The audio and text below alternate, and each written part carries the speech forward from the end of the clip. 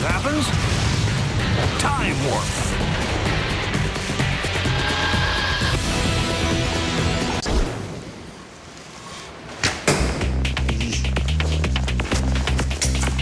How's it going, Cupid? Well, I hit the target this time. That's an improvement. It's pretty good. This was supposed to be the easy part of my day. I'm trying to just set up a bunch of objects to hit with an arrow, catch it on the high-speed camera. You're not worried about hitting your high-speed camera at this point? Well, I aimed way left. Remember those crash test dummies we saw earlier? Well, one of the survivors just volunteered for a little overtime. Can you guys hit that apple? I have a spot on my scope, and I just put it right on the apple, and it should hit it. Definitely. Yeah. Stephanie Small and Olivia Morin are training for the Junior Olympics in archery. Unlike Matt, they actually know what they're doing. Now you can try what they do from their end of things. But perhaps best to leave the receiving end to our little wooden friend. So, A little scared? clearly I've just been humbled by two young girls who shoot way better than I do. At almost exactly the same time, too.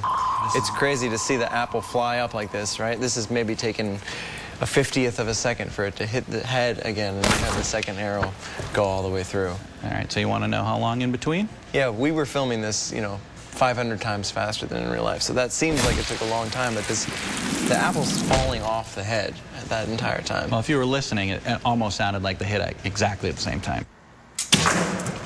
Clearly, 10,000 frames per second. It looks like there's a time distance here, but there really isn't. What's next?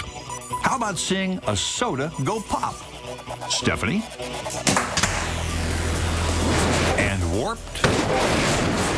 That's pretty cool. No, that's great. The fact that it rips open is really, surprising probably to most people, but a soda can is almost like tinfoil. It's constructed in that completely cylindrical way so that it can be stacked really high under a lot of compressive load and not break.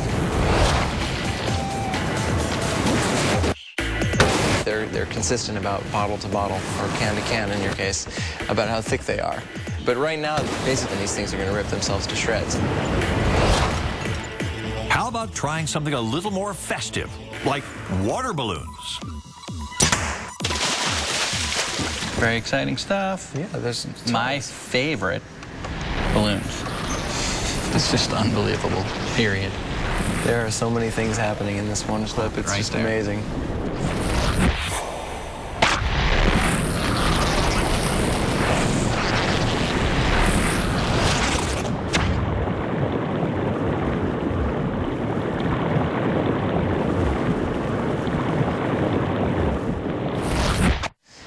Right, the first thing is that before the tear makes its way around this yellow part, you see the shockwave go through the balloon, right? So you see this bump form, and you see it travel right in front of the tear. Right.